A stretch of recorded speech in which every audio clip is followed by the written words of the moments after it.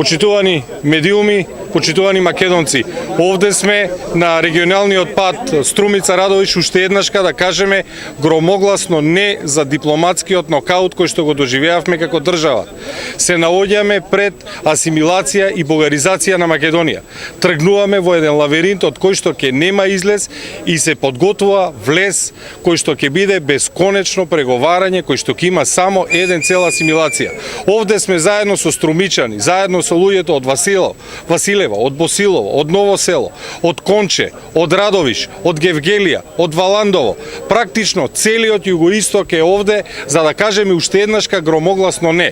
И конечно, оној кој што е неизбраниот премиер Ковачевски, да го слушне својот народ, да ги слушне повиците на илјадници луѓе кои што маршираа во главниот град, еден до еден и кои што кажаа не прифаќаме вакво понижување.